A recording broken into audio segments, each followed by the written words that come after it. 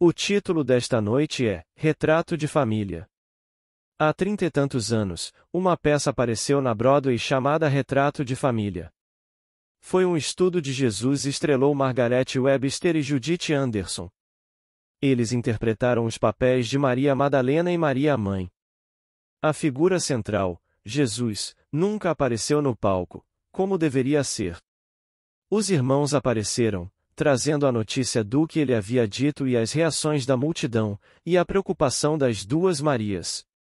Isso durou toda a peça durante 2 horas e meia ou 3 horas. Não sei se alguma vez apareceu na estrada, se você já viu, mas foi uma apresentação perfeitamente maravilhosa deste maior de todos os mistérios, e de acordo com a história. Ele nunca apareceu, porque Jesus Cristo não é o que o mundo pensa que ele é. Jesus Cristo é o homem padrão. É um padrão enterrado em cada criança nascida de mulher. Não há descrição de Jesus na Bíblia, porque todos, um dia, vivenciarão a história de Jesus em uma experiência em primeira pessoa, no singular, no tempo presente, e saberão que ele é o Senhor Jesus Cristo. Então, você não pode identificá-lo e pegar um rosto e dizer: esse é Jesus, porque isso não seria Jesus. Todos, usando o mesmo rosto que tem agora, perceberão: eu sou ele. Então, antes que outros percebam, eles testemunharão aquele que sabe disso. Quando você nascer do alto e tiver vivenciado toda a história, e você a contar, haverá aqueles que acreditarão em você e aqueles que não acreditarão em você. Aqueles que acreditarem em vocês verão vocês escalados para o papel, não neste mundo, não aqui, mas verão isso no mundo onde realmente acontece. Pois, nas profundezas da consciência, o Evangelho ainda existe. É uma história eterna, a história da redenção, e todos irão experimentá-la. Então, na história, a mãe perguntava: o que ele está fazendo agora? E eles voltariam e diriam o que ele está fazendo e o que está dizendo agora. Eles trazem de volta a história do que ele está dizendo. E como as pessoas estão reagindo? Bem, eles estão muito animados. O povo está falando em termos de revolução. As pessoas estão pensando em todos os tipos de violência, no que ele está dizendo. E então as duas Marias ficam terrivelmente preocupadas, porque o crescimento espiritual é a transição gradual de um Deus de tradição para um Deus de experiência.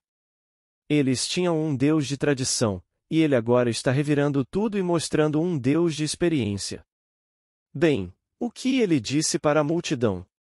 Ele disse a eles que saiu do céu e veio ao mundo, e que estava deixando o mundo e voltando para o céu. O que mais ele disse? Disse Maria. Então ele lhes disse que Deus era seu pai. Ele também lhes disse que ele e seu pai eram um.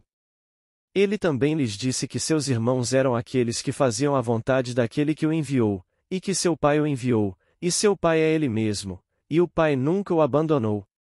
Ele disse isso? Disse Maria. Sim, é isso que ele está ensinando. As pessoas estão enlouquecendo. E ele está dizendo a eles que somos todos irmãos, e que ele está ascendendo para seu pai e meu pai, e ele está ascendendo para seu Deus e meu Deus. E o povo está todo a favor dele, mas as autoridades estão contra ele, mas ele fala com autoridade. Ele não fala como os escribas e os fariseus, ele fala como qualquer pessoa que fala com autoridade. Ele está sabendo e sabe do que está falando, pois já experimentou isso. Agora, quando lhes digo que vivenciei detalhadamente toda a história, devo dizer a todos que me ouvem, e acreditem ou não. Aqueles que acreditam nisso me verão escalado para o papel, não aqui, e aqueles que me conhecem muito bem aqui conhecem minhas fraquezas, conhecem minhas limitações, eles dizem de mim exatamente o que é dito nas Escrituras. Ora, eu o vi sob a influência do vinho, ele é um bebedor de vinho e um glutão. Ele é amigo dos pecadores, das meretrizes, dos cobradores de impostos. E eles pensarão que isso é uma visão superior, mas é pura cegueira ler na vida dos eleitos de Deus alguma pequenez com a qual alguém está familiarizado de alguma forma peculiar. Os íntimos o conhecem bem e sabem que você ocasionalmente toma um a mais, que às vezes se entrega como um glutão e que tem amigos questionáveis. Elas são prostitutas. Eles são, possivelmente, ladrões, mas você lhes dirá como usar a lei de Deus para se libertarem das garras da lei. Eles violaram a lei de César, e você virá em seu auxílio e lhes dirá como orar, como seu pai lhe ensinou como orar, e isso não lhes falhará. Eles se libertarão do que César lhes imporia se os capturasse. E, então, você é amigo dos pecadores, amigo da prostituta. Aqueles que conhecem suas amizades e conhecem suas fraquezas físicas, você os ouvirá dizer: bem, agora eu o conheço, e eles lerão na vida de alguém que conhecem bem a pequenez com a qual por acaso estão familiarizados, e acho que isso é uma visão superior. Essa é a história. Mas, aqui, no meu caso, Nova York, aqui em Los Angeles, mas porque estou em Los Angeles com mais frequência do que em qualquer outro lugar, encontro mais testemunhas lá. Então, o que mais ele disse? Bem, ele lhes disse que tudo o que está escrito nas Escrituras sobre mim, mesmo através dos profetas e da lei de Moisés, e nos Salmos, deveria ser cumprido. E então ele lhes disse: vocês são minhas testemunhas. Agora, aqui está a história de uma senhora na virada deste ano, na primeira semana de janeiro. Ela disse: eu me encontrei aparentemente acordada, mas a razão me diz que foi uma visão. No momento em que experimentei isso, parecia muito acordado. Eu me encontrei em um antigo porto romano nos tempos bíblicos. Era quase meia-noite, uma noite de verão muito quente. Havia uma multidão enorme em suas túnicas e portando essas luzes. Todos eles tinham essas velas, movendo-se em direção a um templo enorme, mas eu estava me movendo na direção oposta. Eu estava lutando e lutando no meio daquela enorme multidão tentando chegar à praia, onde sabia que tinha um encontro marcado com alguém na praia. Estou lutando e lutando, e quando me livrei dessa enorme multidão, todos se movendo na direção oposta, me encontrei, e me senti, na praia. Eu podia sentir a areia. E aqui um grupo de pescadores, vestidos de maneira escura, e todos discutindo. Ao longe, mais adiante, estavam 3 pescadores e um homem vestido de branco, e insistiam para que ele entrasse no barco e descansasse. Então ele entrou no barco e sentou-se e colocou a cabeça entre as mãos, e parecia muito cansado, muito cansado. E eles começaram a empurrar o barco para dentro da água, e eu tentei gritar para esperar: espere só um minuto por mim, mas eu estava tão cansado que não consegui tirar nenhum guincho da minha voz, e eu pensei: eu falhei completamente. Então o homem vestido de branco disse algo aos 3 pescadores, e então ele saiu do barco, e então olhou para o céu estrelado, e então se virou e olhou para o leste, e enquanto olhava para o leste, Neville, foi você. Lá estava você. Você era o homem com quem eu tinha o encontro marcado. Aí você se virou para os pescadores e disse: não, vou esperar até o amanhecer, porque vêm outros. Então o alívio que senti por não ter chegado tarde demais foi tão avassalador que acordei. Bem, isso é a Escritura. Lemos isso no livro de Marcos. Marcos 3 versículo 7, 9. Digo-lhe honestamente que você terá essa experiência. Outros acreditarão em você e o verão no papel, e tudo o que é dito nas Escrituras a respeito de Jesus Cristo, você experimentará. E quando você contar, como você fará, aqueles que acreditarem em você quando você contar o verão no papel, e aqueles que não acreditarem não o verão no papel. Eles continuarão sua jornada, acreditando em um Jesus Cristo externo. Eles o verão como outra pessoa. Ela o viu, naturalmente, como outra pessoa, mas também me ouviu dizer que ela também teria a experiência de não apenas vê-la no mesmo papel e eles também passariam por aquela multidão se movendo na direção oposta. Eles estão se movendo em direção a algum templo feito pelo homem, feito por mãos humanas, e ela está se movendo em direção a um templo não feito por mãos humanas. E o templo é o Senhor ressuscitado. Um dia você terá essa experiência. Então, todas as coisas ditas sobre ele, você, um dia, saberá que é dito sobre você, e você experimentará isso.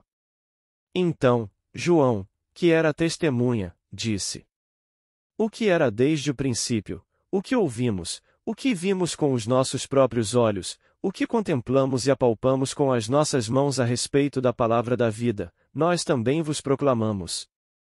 E escrevemos isto para que a vossa alegria seja completa. 1 João 1 versículo 1, 3.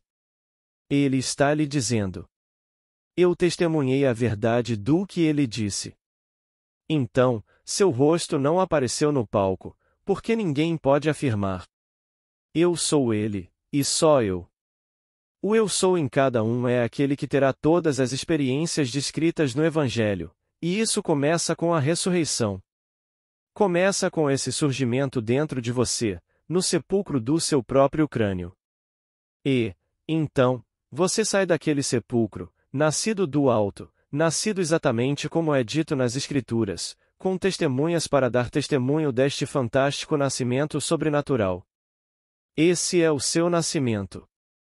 E então, você conta toda a história, mas não apenas os 4 eventos principais como eu os lembrei para você, mas todas as coisas ditas sobre ele serão ditas a seu respeito e testemunhadas a seu respeito por aqueles que acreditam em você quando você contar a história. Então, somos informados de que quem primeiro ouviu e gravou, seu nome era Paulo. E o dia de Paulo terminava no seu próprio ensino familiar, de manhã à noite, tentando persuadir outros sobre a história de Jesus Cristo, usando apenas a Bíblia para apoiar os seus argumentos, e alguns acreditaram, e outros não acreditaram. E essa é a história. Hoje recebi um amigo meu muito querido para almoçar. Ela nasceu na fé mórmon, mas casou-se fora da fé, e seus pais, para salvar sua alma, eles são mórmons muito bons, fizeram com que ela se casasse por procuração com um mórmon que já faleceu, porque sem um casamento mórmon, ela não poderia ir para o céu. Então, eles têm um paraíso onde há casamento e você tem um companheiro. Então, ela agora está acasalada com alguém que ela não conhece e de quem não se importa. Mas ela tem seu próprio companheiro, que gerou seu filho. Ela está louca por seu filho, eles estão loucos por seu filho, e aqui está ela agora, pela tradição mórmon, casada com outro por procuração, para salvar sua alma. Ela desistiu dessa fé e aderiu à fé da ciência cristã, tornando-se uma praticante muito boa. Ela ainda é uma praticante. Mas ela me disse hoje, Neville, você sabe, você me assusta. Você tirou de mim meu Jesus tradicional. Você fala da imaginação humana como o Senhor Jesus Cristo. Você não pode dizer imaginação divina? Bem, falo da minha maravilhosa imaginação humana, e ela é divina para mim, sim. Se isso vai satisfazê-lo, vou chamá-lo de divino. Mas não digo que a imaginação humana é o corpo divino do Senhor Jesus Cristo? Bem, isso deve ajudá-lo a acreditar que quero dizer divino, pois esse é o eu imortal, que chamo de imaginação humana, para que eu possa tornar mais fácil para todo o vasto mundo sentir a realidade de Jesus Cristo que está enterrado dentro dele. Pois as Escrituras ensinam que Jesus Cristo está em vós. 2 Coríntios 13 versículo 5, e desafia o homem a provar ou refutar isso. Você não percebe, pergunta Paulo, que Jesus Cristo está em você, a menos, é claro, disse ele, que você não consiga passar no teste. 2 Coríntios 13 versículo 5. Bem, se ele está em mim, ou se eu tenho um Cristo externo, onde ele está? Eu lhe digo que ele é o seu próprio ser. É por isso que você não pode vê-lo. Você não o vê como vê os objetos. Você é a realidade que se chama imaginação. Você não vê imaginação. Você vê o fruto de uma imaginação ativa. Você vê isso em ação e vê o fruto dessa atividade, mas a realidade, você é a realidade chamada imaginação. Se eu disser Jesus Cristo, por causa do conceito tradicional, você pensa em um homem, e pensa nele como algo externo a você, e você se ajoelha e ora a um falso Deus. Não existe nenhum Deus externo para você. Deus literalmente se tornou você, para que você possa se tornar Deus. E o Deus que se tornou você é a sua maravilhosa imaginação humana, e esse é o corpo divino do Senhor Jesus Cristo. Então, se isso não te ofende, então aceite isso, meu querido. Bem, ela estava transbordando de perguntas. Ela disse: no almoço eu só ia fazer 2 perguntas. Bem, os 2 se tornaram 200. Estava perfeitamente bem, apenas um após o outro. Está perfeitamente bem, pois eu a amo muito. Ela estava tão ávida por todas as respostas sobre o que estou dizendo aqui que estão em conflito com o seu conceito tradicional, que ela desistiu e depois aceitou a fé da ciência cristã, que agora ela pratica como praticante. E ela adora, isso lhe dá um grande conforto. Eu disse a ela: sabe, é uma maneira positiva de pensar e é uma maneira maravilhosa de viver a vida. Você ajuda inúmeras pessoas que recorrerão a você, mas posso lhe dizer que isso não é ciência nem religião. Certamente não é científico e certamente não é religião. Religião é devoção. A religião é um vínculo com a realidade mais exaltada que alguém já experimentou. Então, o que você experimentou ao qual você pode se amarrar e dizer que isso é religião? A única religião verdadeira você encontrará no Evangelho. Esse é o cumprimento das promessas de Deus ao homem. O Evangelho é o seu plano de redenção. Quando você experimentou o Evangelho, então você tem religião. Agora, segure-o como se fosse um rabo. Você segurou isso até agora. E, como disse o poeta, a verdade incorporada em um conto entrará por portas humildes. Você ouve isso, como eu ouvia quando criança. Minha mãe me ensinou a história. Fui para a escola e eles repetiram a história, e tornou-se a história que aceitei como minha fé até que aconteceu em mim. Então tive que reinterpretar as Escrituras à luz da minha própria experiência das Escrituras, e então saí para contar a minha própria experiência. E essa é a história do Evangelho. E, então, isso acontece e acontecerá com todos os seres deste mundo. Não existe um homem nascido neste mundo que não irá, um dia, experimentar isso. Bem, então ela me disse: mas suponha que eu morra agora e não experimente isso? Você não morre. Você realmente não morre. Eu experimentarei isso se você for agora e eu não for com você. Eu experimentarei a sua morte, mas você não experimentará a sua morte, porque nem saberá que está morto.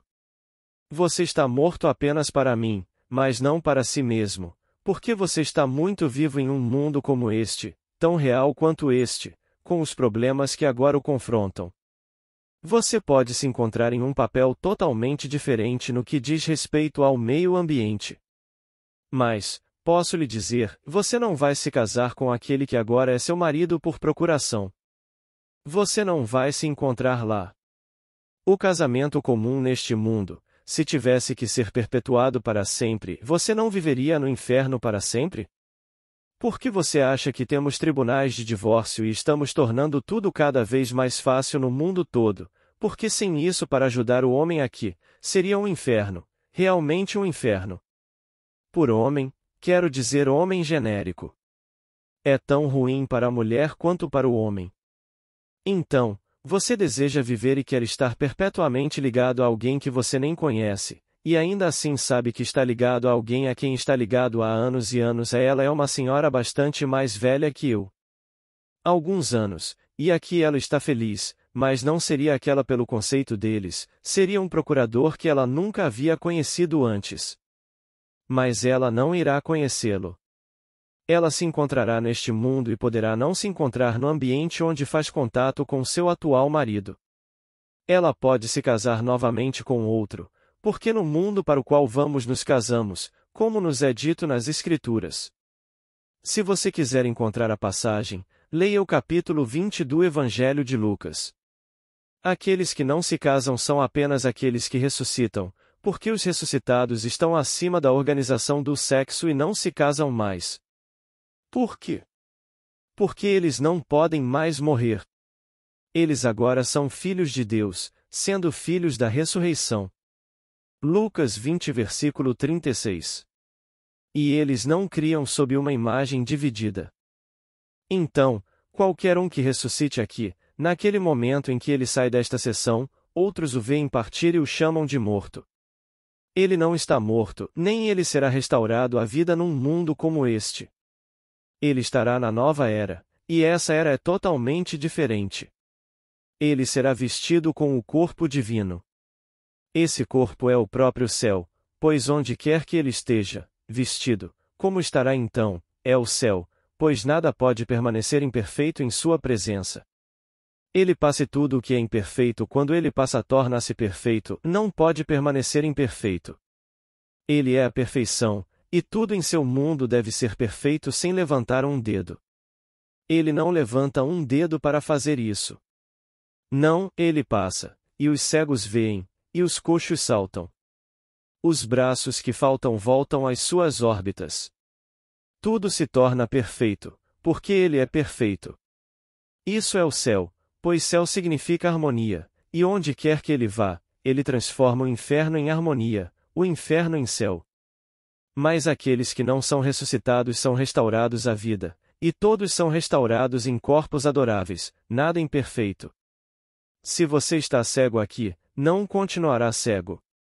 Você verá perfeitamente. Se seus membros estiverem faltando, eles não faltarão ali. Você será jovem, não uma criança, jovem, com cerca de 20 anos e perfeito, mas continuará o processo de envelhecimento. Todos os problemas que você enfrenta aqui, eles irão confrontá-lo lá. Pois aquele que começou a boa obra em vocês a completará quando o Senhor Jesus Cristo for revelado em vocês, como você. Filipenses 1 versículo 6. Assim, ele te revela como o Senhor Jesus Cristo, e ele é a sua própria imaginação humana maravilhosa, e o corpo que você vestirá será esse corpo divino do Senhor Jesus Cristo. Esta é a imagem. Então, aqui, o retrato de família é o Evangelho. É eternamente verdadeiro e agora, neste momento e para sempre, existe nas profundezas da sua própria alma. E um dia isso se revelará em você, e tudo o que é dito sobre ele no Evangelho, você experimentará, não como um espectador vendo isso de outro, mas como você mesmo. E quando você vivenciar isso, você contará aos outros, e eles o verão nesse papel. Eles vão te ver então um dia, porque eles te viram e você lhes contou, eles próprios vão experimentar tudo o que você viveu, como foi dito no capítulo 14 de João. Tudo o que eu fiz, você fará, e coisas ainda maiores do que essas você fará.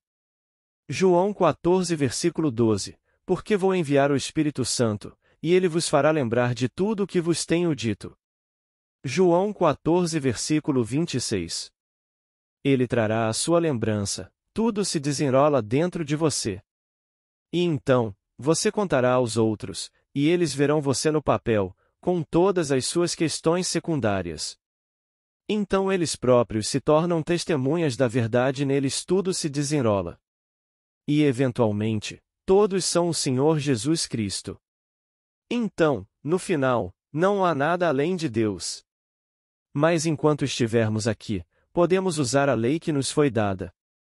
É uma lei simples e não irá falhar com você. Mas você deve acreditar nele. E você não pode acreditar no Senhor Jesus Cristo, acreditando em alguém que não seja sua maravilhosa imaginação humana, não o verdadeiro Senhor Jesus Cristo. Se você quer resultados, acredite no verdadeiro Jesus, e o verdadeiro Jesus é a sua imaginação. E todas as coisas são possíveis para a imaginação humana, portanto, todas as coisas são possíveis para Jesus Cristo. Então, imagine-se, e dê um nome. Acredite na realidade do que você imagina. Persista nessa suposição, e essa suposição, embora no momento em que você a fez, ela seja negada pelos seus sentidos, se você persistir nela, ela se tornará um fato. Na verdade, ele irá endurecer em algum estado objetivo. Agora, você o testa e vê se isso não é verdade em relação ao Evangelho de Jesus Cristo. Bem, se funciona dessa maneira, por que então, quem fez isso? Bem, você não pode negar que fez isso. Pois bem, se todas as coisas foram feitas por ele, e sem ele nada do que foi feito se faz. João 1 versículo 3, e você sabe honestamente que fez isso, não é Jesus Cristo? Se agora presumo que estou em outro lugar, e a razão nega que estou, meus sentidos negam isso, minha carteira nega que eu pudesse fazer a viagem, se de repente as coisas mudam e me obrigam a fazer a viagem, e o que fiz na imaginação sou então compelido a fazer em carne e osso, e realmente me encontro lá, num futuro não distante, não fui eu que planejei o significa que não construí a ponte dos incidentes. Atravessei aquela ponte e cheguei ao ponto em que realmente estava na imaginação antes da viagem física. Bem, então, quem fez isso? Pois bem, todas as coisas são feitas por ele e eu me lembro do que fiz, e por isso a memória não me diz, lembro exatamente o que fiz, e então aqui agora faço fisicamente. Bom, não encontrei Jesus Cristo? Então, quando você lê nas Escrituras, eu o encontrei. João 1 versículo 45. Encontrei o quê? Encontrei aquele sobre quem Moisés escreveu na lei e os profetas, Jesus, o Messias. Bem, então, onde ele está agora? Bem, venha e veja. João 1 versículo 46. E então subiram ao local, e era a hora 10ª. João 2 versículo 39. E assim permaneceram com ele. Agora, a tradução moderna da Bíblia nos diz que eram 4 horas da tarde. Que absurdo! Não tem nada a ver com 4 da tarde. Eu sei que o dia, na língua hebraica, começa às 6 horas e vai até o fim, mas não são 4 horas da tarde. O profeta quis dizer exatamente o que disse quando disse. Era a hora 10ª. Bem, na linguagem da Bíblia estas horas são significativas, e 10 não significa 4 da tarde. 10 é a letra iota e a letra iota tem o símbolo da mão. É a mão criativa, e o símbolo é uma semente, é a semente criativa. Eles falam dele como um carpinteiro. O que é um carpinteiro? Você e eu pensamos em um homem com martelo e pregos, e ele constrói uma casa ou uma cadeira, ele é carpinteiro. Não nas Escrituras. Carpinteiro significa aquele que produz a partir da semente, assim como uma mãe, como uma planta, como a terra, para nascer, para ser libertado, para gerar, produzir a partir da semente. Bem, 10 significa semente, então ele estava no ponto criativo e eles permaneceram para aprender a história da criação. Então, eles foram até ele e, como era a hora 10ª, permaneceram e não partiram. E dizem que são 4 horas da tarde. Não tem nada a ver com 4 horas da tarde. Isto chega ao ponto em que agora eles vão discutir a criatividade de Deus. São 10 horas, são 10 horas. E aqui está a semente, e é assim que funciona. Qual é a semente? Me diga o que você quer. Isso é uma semente. Bem, como faço para plantar? Como você planta? Como seria o sentimento se fosse verdade que você o tinha? É assim que você planta. Depois me torno carpinteiro e construo do zero. Na verdade, eu construo a partir da semente, sendo a semente o meu desejo, a minha esperança, o meu anseio. Presumo que sou aquilo que, naquele momento de suposição, minha razão e meus sentidos negam. Mas me atrevo a assumir isso. Bem, esse é o carpinteiro. Então, eles foram até a casa do carpinteiro, e era a 10ª hora, e ele lhes mostrou o segredo de tirar as coisas como se tirasse da terra, da mulher, da planta. Bem, deve haver uma semente aí. A semente é o seu querer, o seu desejo. E, assim, na versão moderna eles traduzem para o que é chamado de inglês moderno e chamam de 16 horas. Você perderá todo o mistério das Escrituras se começar a fazer isso com as palavras das Escrituras. Esses significados são únicos e duram para sempre. E você não pode mudá-los. Aqui está um relato no livro de João. Dizem que João não contou sobre o nascimento. Dizem que só Mateus contou, e depois Lucas contou, então Mateus e Lucas nos contam sobre o nascimento de Deus, com o símbolo de uma criança significando que Deus nasceu. Mas onde está isso nos outros evangelhos? Bem, aqui está no final de João. Foram ao sepulcro e não encontraram o corpo do Senhor, porque ele havia ressuscitado. O Senhor ressuscitou, mas eles encontraram as roupas de linho, e então encontraram o lenço, não junto com as roupas de linho, mas separado das roupas de linho. João 2 versículo 3, 7. Quando você lê isso e começa a traduzi-lo para o inglês moderno, eles não sabem do que estão falando. As roupas de linho simbolizam o corpo físico do qual ele partiu. Você verá quando sair. Mas, agora, o que é o guardanapo? O guardanapo nos tempos antigos tinha muito mais significados do que hoje. Falamos de guardanapo de jantar, guardanapo de coquetel, absorvente higiênico, mas no mundo antigo guardanapo significava a placenta, a placenta. Se eu vir o símbolo da placenta, então ocorreu um nascimento. O que aconteceu? Vejo a evidência de um nascimento. Eu vejo o guardanapo. O que nasceu aqui? Deus nasceu. Onde ele nasceu?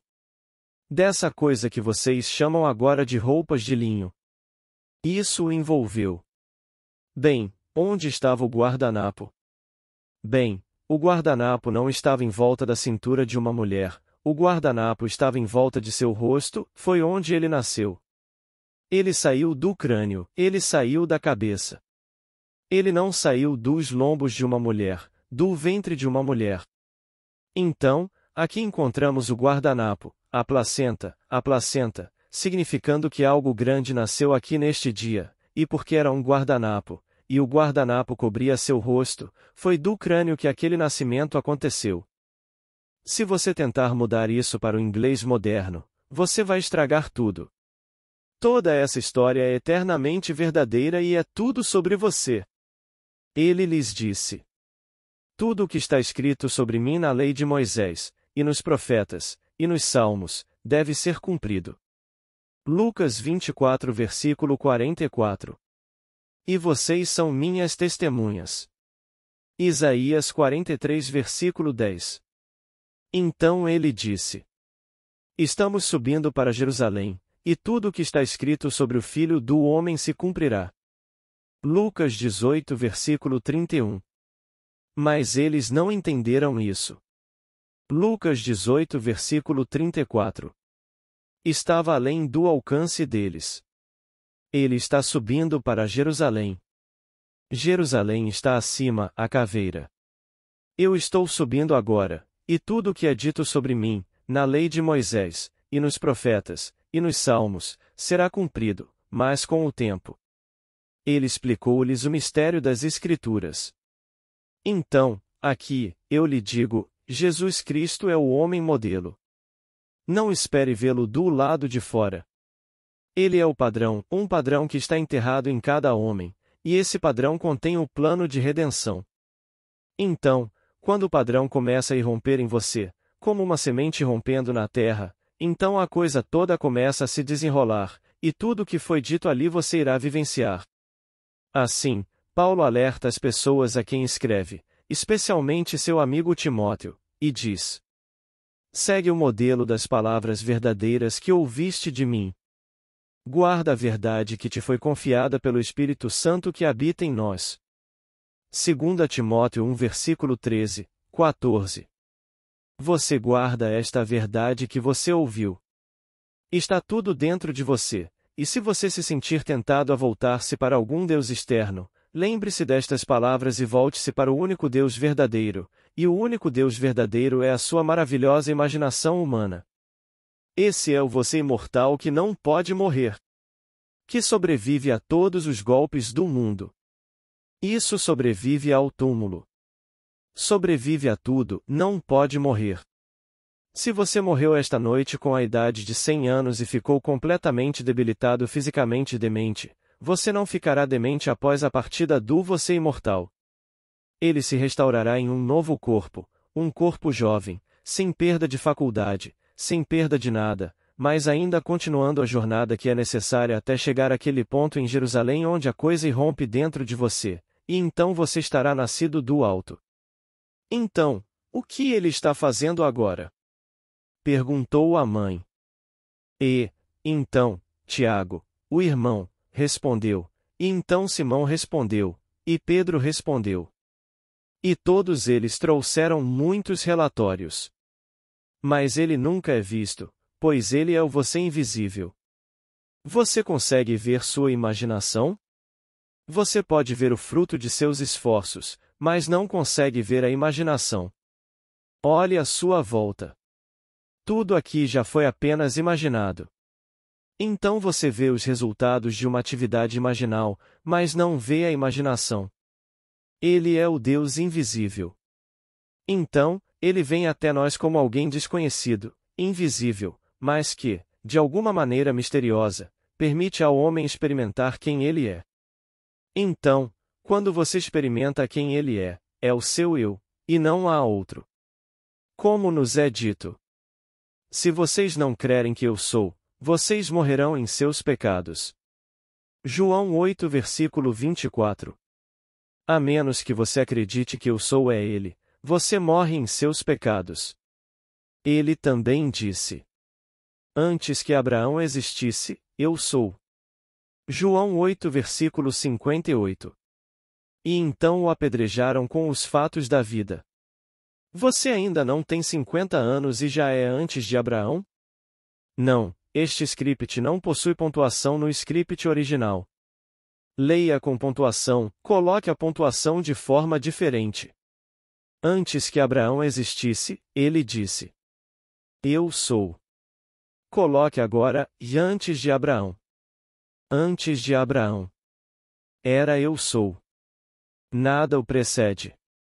Nada precede eu sou, pois esse é o nome de Deus para todo sempre e para todo sempre.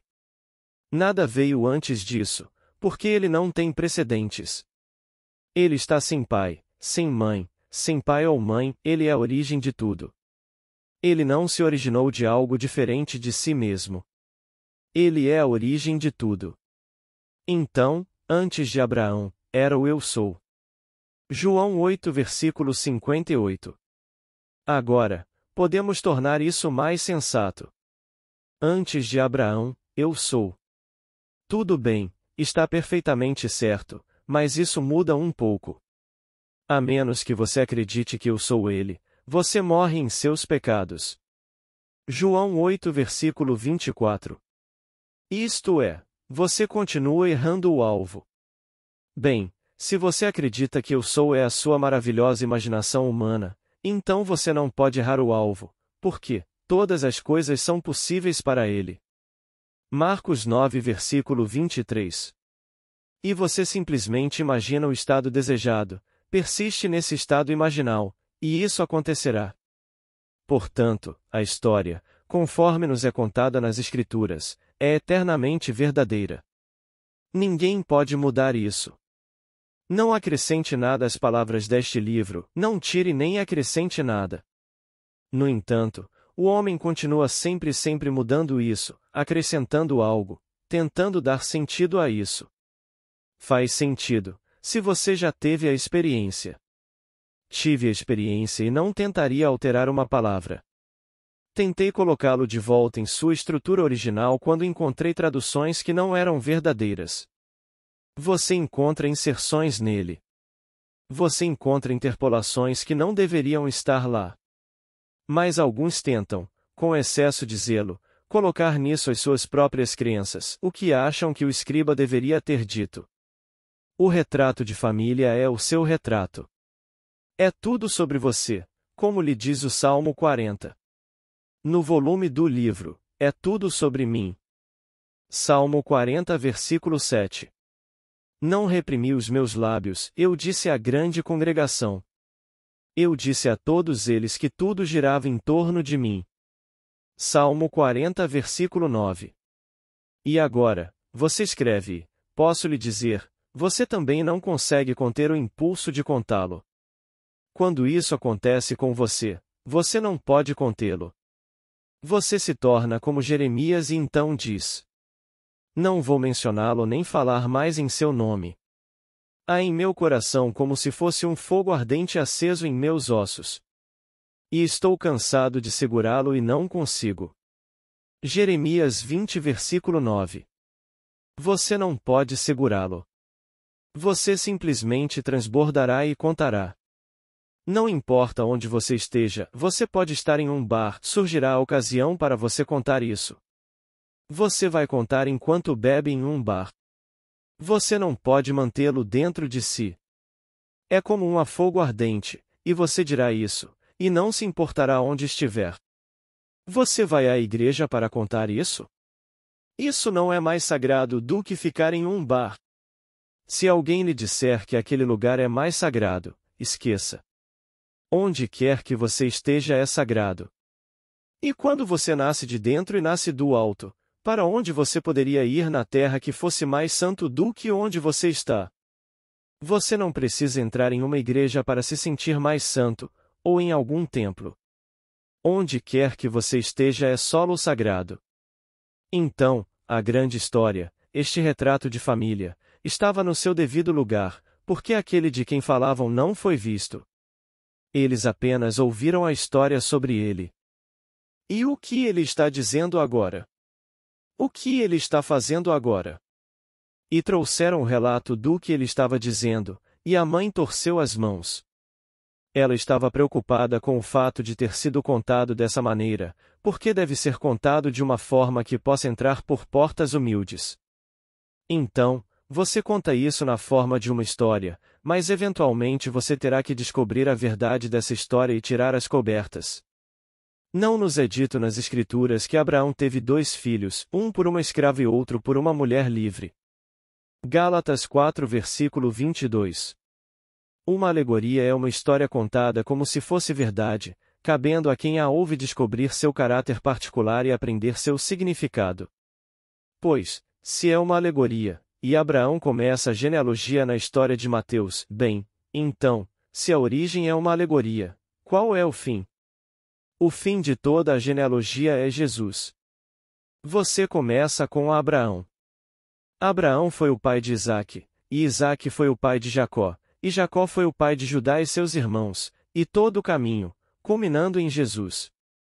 Agora, Paulo, o primeiro de todos os escritores do Novo Testamento, nos diz que a história de Abraão e Sara é uma alegoria.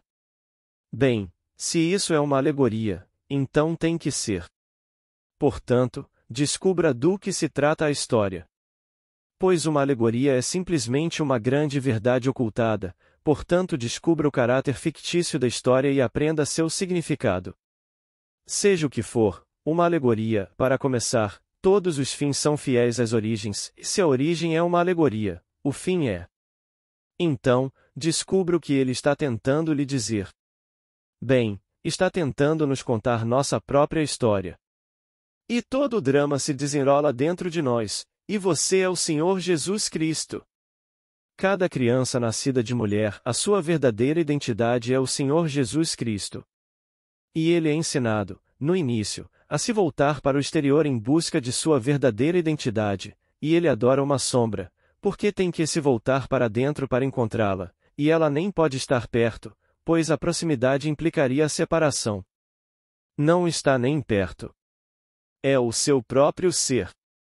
Agora, o que está tão perto que nem sequer está perto do homem? Para onde você poderia ir sem estar na imaginação? Para onde poderia ir um homem que não esteja na imaginação? Já vi esse corpo separado de mim mesmo, mas não importa aonde eu vá, não consigo fugir da minha imaginação. Saí deste corpo e o vi numa cadeira, eu o vi na cama, em estado de catalepsia, e o vi como algo distinto de mim mesmo. Mas não posso ir a nenhum lugar onde seja distinto do ser, onde quer que eu esteja, bem, é onde estou, essa é a minha realidade e essa é a minha imaginação. Não consigo nem reivindicar minha imaginação. Eu sou a realidade chamada imaginação. E, portanto, não posso ir a lugar nenhum e fugir dessa realidade. Bem, posso fugir disto, indicando o corpo físico, e se conseguir fugir disto, esta não é a minha realidade. Qualquer coisa a partir da qual eu possa me mover e ver algo diferente de mim mesmo não pode ser esse ser básico que eu sou. Um homem pode ser pobre hoje e rico amanhã, portanto não é pobre nem rico. Esses são atributos aos quais ele pode aplicar uma lei e identificar-se com a riqueza e tornar-se rico.